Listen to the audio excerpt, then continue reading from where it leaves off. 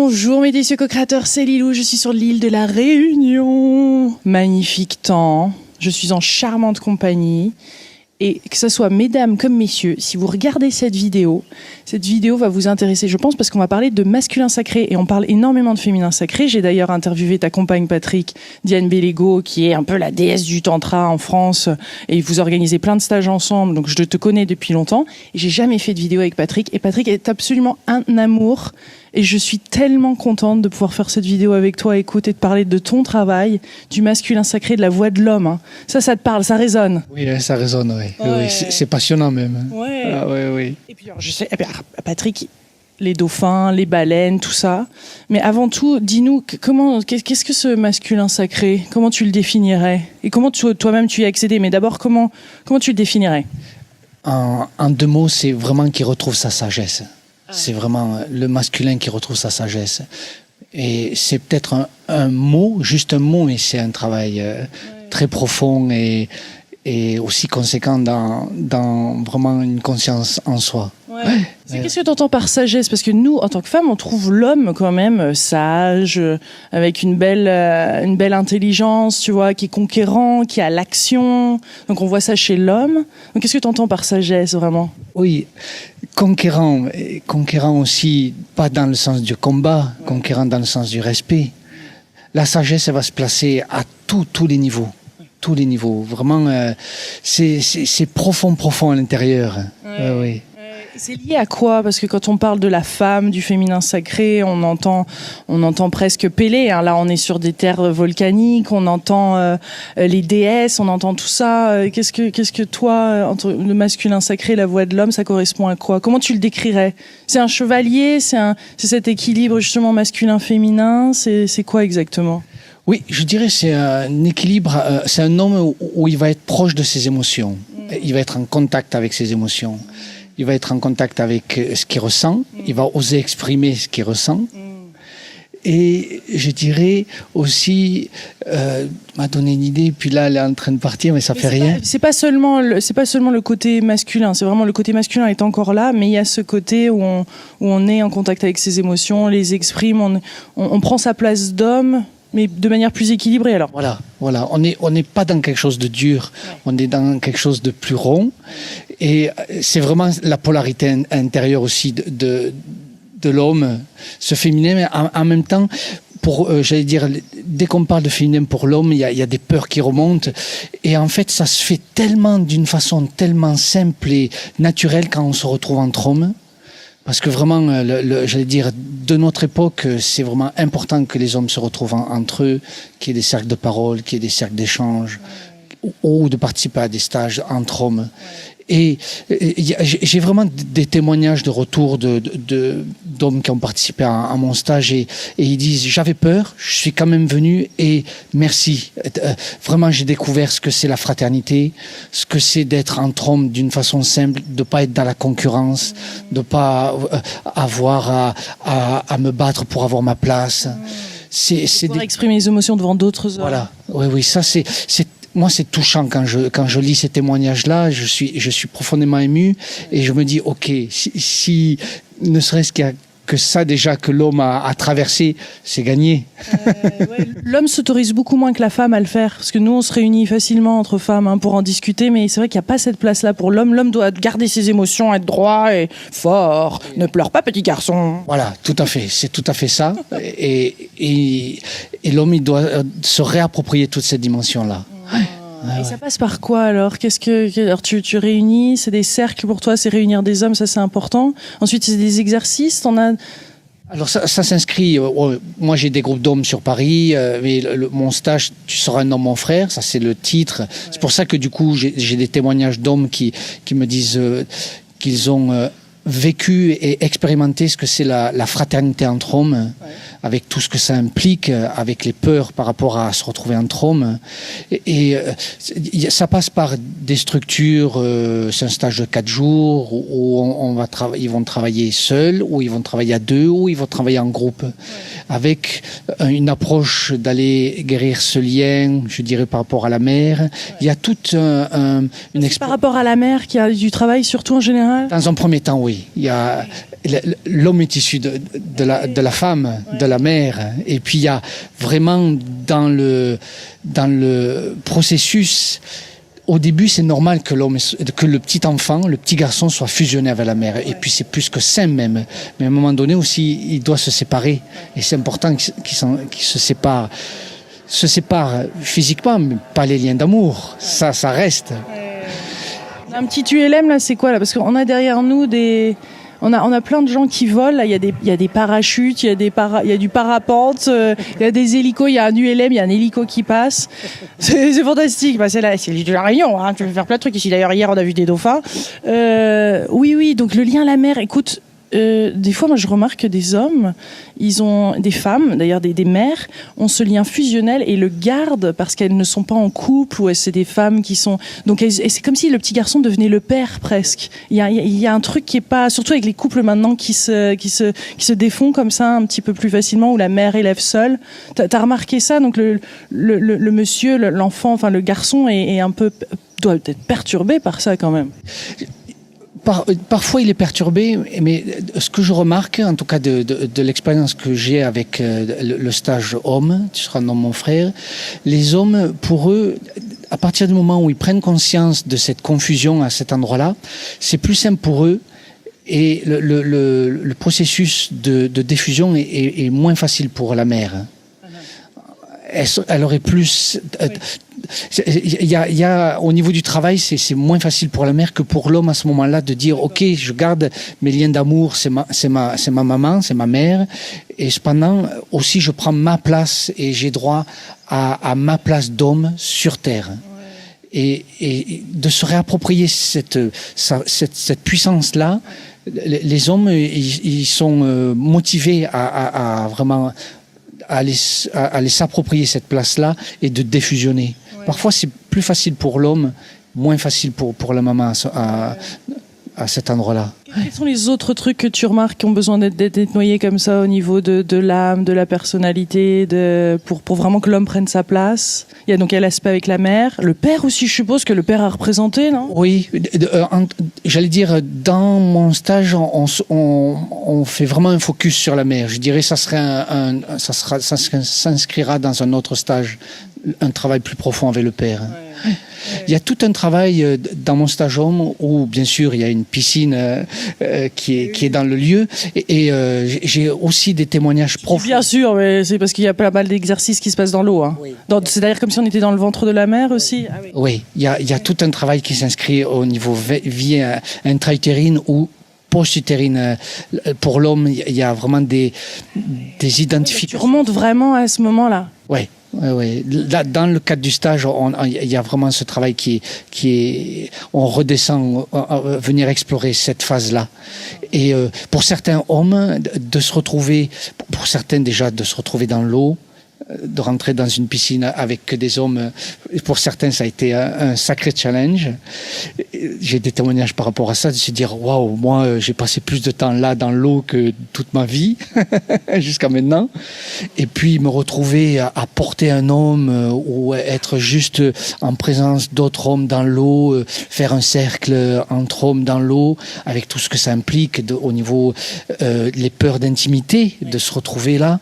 Il y a des hommes qui ont dit mais moi le moment de la piscine ça a été un moment déclic crucial où ça change ma vision de relationner avec les hommes. Ça a changé comme ça. Ça a été un déclic très très profond pour un homme qui m'a témoigné ça. Quels sont les autres déclics ou les autres choses, même au-delà du stage, au-delà de ce que tu vois, ce que tu remarques, d'autres choses qui pourraient venir là que tu as envie de partager, qui permettraient à l'homme une fois de plus d'accéder à ce masculin sacré? Un des plus grands, c'est que l'homme s'offre sa propre permission d'être en contact avec ses émotions, avec une dimension de douceur entre lui et lui. Ça, il y a des hommes qui disent mais je savais pas que j'avais tout ça en moi, ou que je pouvais me permettre d'exprimer ça. Ils se rendent compte que c'est j'allais dire, pour parler crûment, c'est si j'ose exprimer ça, je vais pas être traité d'homosexuel ou de quoi que ce soit. c'est juste normal et sain que je puisse aussi être dans cette douceur pour moi-même ou dans ma relation, quel que soit après le choix de la compagne, du compagnon ou des amis qui m'entourent. Ouais. On sent que tu as cet équilibre entre les deux, c'est-à-dire que tu es l'homme, et puis tu as cette douceur, cette gentillesse, cette écoute et tout, qui est vraiment cette rondeur, hein, qui est présente. Non, mais ça doit pas être évident de trouver ce bon équilibre, non? Ou c'est quelque chose qui se fait naturellement quand on commence à décoincer certains trucs? Oui. Je pense que ça... Bon, c'est sûr que moi...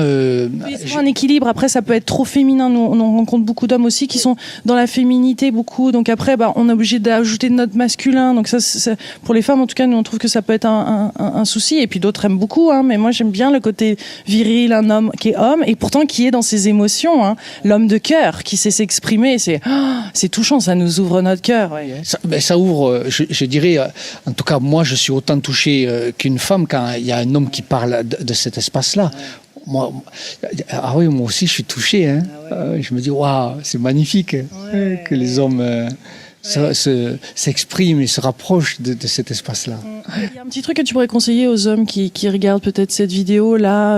Peut-être que c'est une conversation avec leur mère. Peut-être que c'est simplement de se regarder dans le miroir et dire quelque chose. Peut-être que c'est avoir un petit rituel quotidien ou autre que tu conseillerais pour commencer à accéder à ce féminin sacré.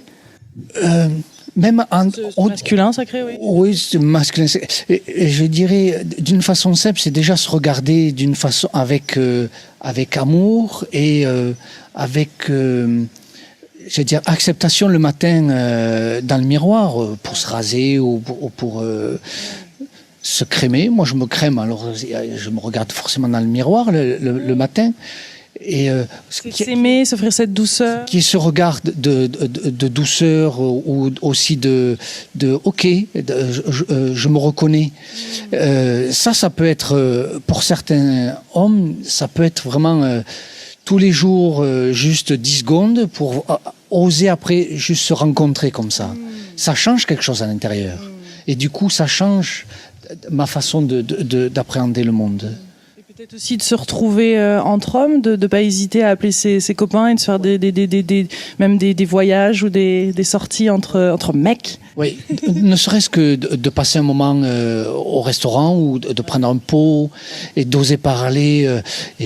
Moi à la maison, je sais pas faire avec ma fille ou mon fils, ou d'oser aussi de pas attendre qu'il y ait le gros clash familial pour être enfermé à l'intérieur pour dire j'ai tel problème, non, d'arriver à avoir aussi des discussions parfois futiles. Les hommes critiquent facilement les femmes qu'elles vont appeler les copines, elles vont passer 2 heures au téléphone et qu'est-ce qu'elles ont à se dire. Mais est-ce que moi j'ose faire ça, d'appeler allô un tel, on peut se voir, ou tiens là je suis brouillon, ou je suis et ça c'est moins facile pour l'homme de le faire. Il avoir déjà la solution. Ouais. De partager, d'être dans ce partage et de se libérer quelque part aussi émotionnellement. Et... Oui, l'homme, cet espace-là d'oser exprimer, et même s'il est avec un autre homme, que l'autre homme ne se sente pas absolument qu'il faut qu'il apporte une solution, juste en écoute. Et l'homme qui va exprimer va vraiment se rendre compte que ça fait du bien juste de dire, et que aussi qu'il sente l'écoute de l'autre. Il se sent entendu. Et ça déjà, pour un homme, c'est extrêmement guérissant. Mais moi, en tant qu'homme, je sais ce que c'est que l'homme me partage, ou même que la femme me partage, et que le propos, c'est pas que je sorte la boîte à outils, mais non, alors tu dois faire ça, ça et ça. Non, juste là, être en écoute et témoigner cette empathie et cette écoute-là. Waouh! En tout cas, pour moi, j'ai cheminé là-dedans. Ça demande ce travail et de sentir seconde par seconde. Ok, juste, je suis là, j'écoute, je suis en empathie, je témoigne, mais j'ai pas apporté de solution. Waouh, quand l'homme a réussi à se poser là-dedans, et que j'allais dire, il met pas en automatique de dire bon, on va te solutionner tout ça, et qu'il arrive juste à se poser là-dedans. En tout cas, moi, je sais que physiquement, il y a quelque chose à l'intérieur qui se pose. Ça enlève du stress. Hein. Ça enlève du stress, ça enlève des tensions. Et quelque part... T'accèdes au sacré, c'est ce que tu dis. En fait, t'accèdes là à cette sagesse, finalement. Ouais. Ça monte. Tout à fait. Ça descend. Ça descend, ça s'installe. En tout cas, ça, moi, je dirais ça s'expand et ça se pose. Et du coup, je suis à ma place. Ouais. Ah ouais. C'est bon, ça. Je ressens cet espace quand tu le dis. Hein. Je sais pas vous, mais c'est bon, ça. On le sent en nous, d'ailleurs, une femme aussi. Hein. C'est notre travail. Hein. On est. Tout à fait. J'allais dire, c'est pas spécifique qu'à l'homme. Hein. Ça concerne l'humain dans son entièreté.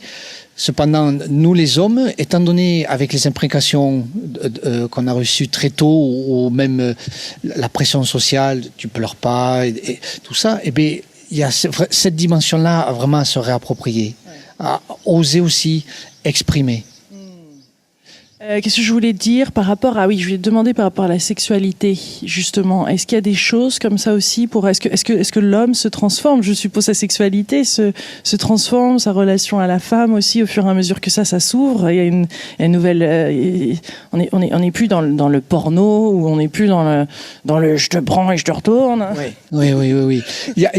Ça, c'est une dimension qui est abordée au cours du stage et vraiment qui est partagée. Et pour certains hommes, d'avoir ce moment de partage, j'allais dire, c'est même à plusieurs moments où on peut l'aborder d'une façon simple entre nous.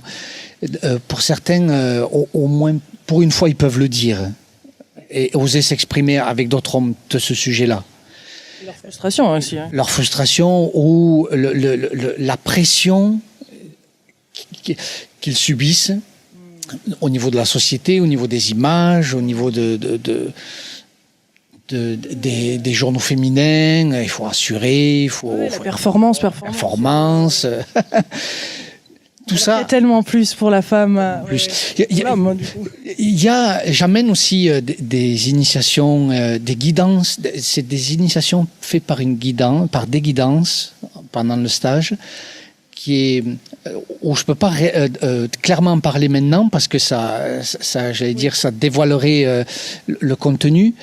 Et cependant, par la guidance, les hommes peuvent se réapproprier cette dimension-là. Et c'est vraiment d'une dimension initiatique, et c'est très très puissant. Et comment tu vois l'initiation? Comment tu la définis? On passe quelque chose, c'est quoi l'initiation? Là, ce dont je parle à demi-mot et sans pouvoir dire clairement, l'initiation passe par comme c'est une guidance intérieure, où moi je vais guider chaque homme dans une guidance intérieure, ils vont aller rencontrer une partie d'eux qu'ils n'ont jamais rencontrée, et qui vont oser rentrer en dialogue interne avec cette partie-là. Et ils se rendent compte que ce monde-là existe. Et que du coup, je peux échanger aussi avec cette partie-là. Et il y a des hommes qui me témoignent du coup que ça, après le stage, ils ont continué à échanger, à parler, à faire leur propre guidance intérieure.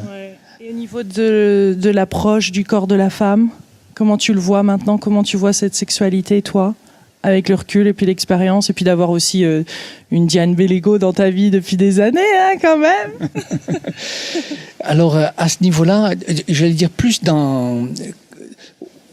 à mon niveau, moi, personnel, ou dans l'échange entre hommes, c'est vraiment ce qu'on appelle... On appelle ça, au niveau de la sexualité féminine, où c'est quelque chose qui est beaucoup plus doux, calme, avec beaucoup moins d'à-coups.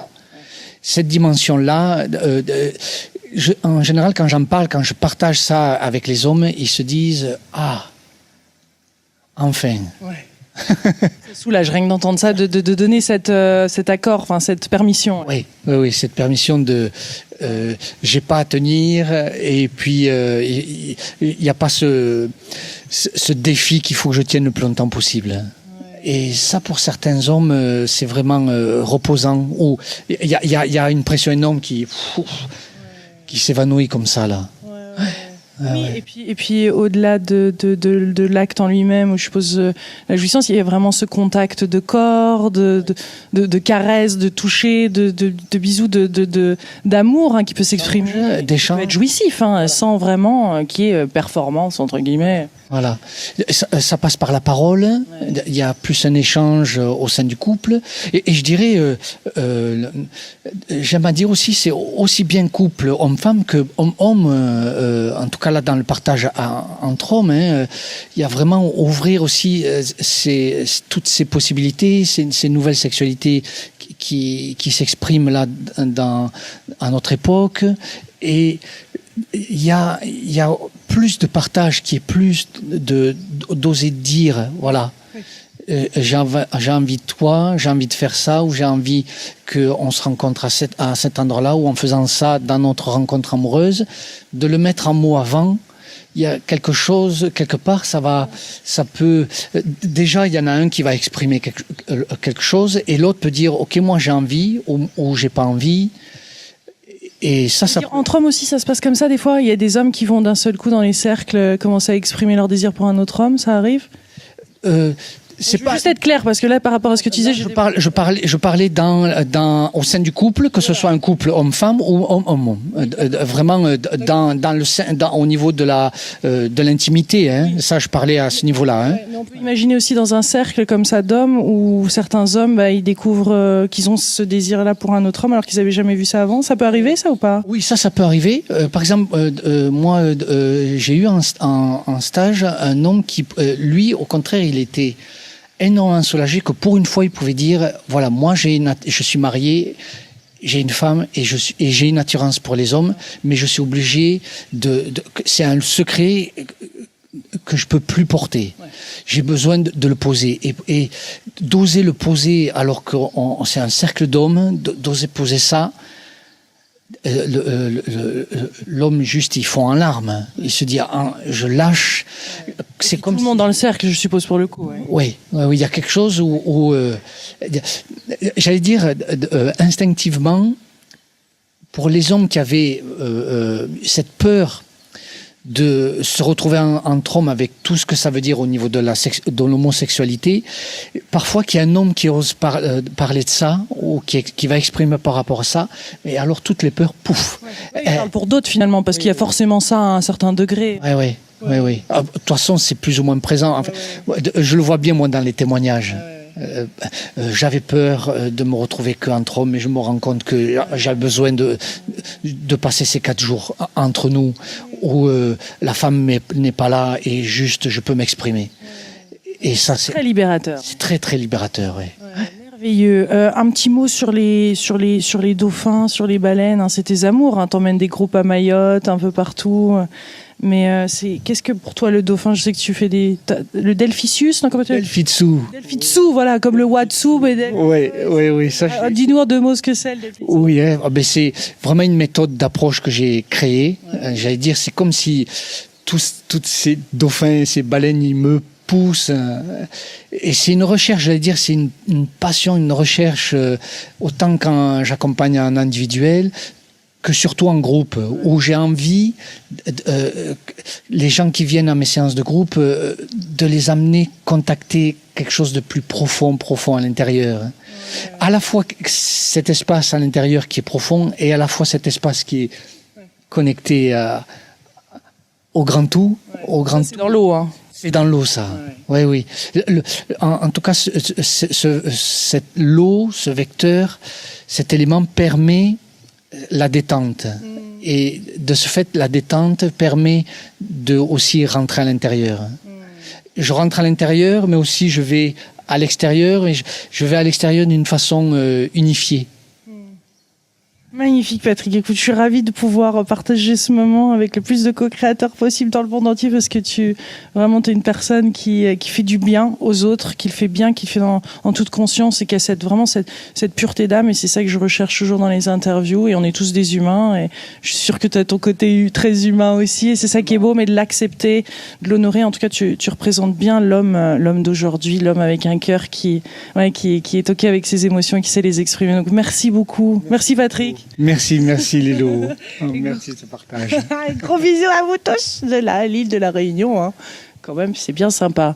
Et merci à Nathalie qui nous a invités ici pour le premier sommet de développement personnel et de santé de l'océan Indien. J'espère que ça se renouvellera dans les prochaines années. En tout cas, on lui souhaite plein de succès. Et puis, on est nous-mêmes tous les deux conférenciers là-bas. Donc, on va y aller. Hein, dit ce co-créateur. C'est pas tout de faire une petite interview au soleil, mais on va aller aussi rencontrer les co-créateurs réunionnais. Gros bisous. On vous embrasse. Merci Patrick. Merci Lilou. Au revoir.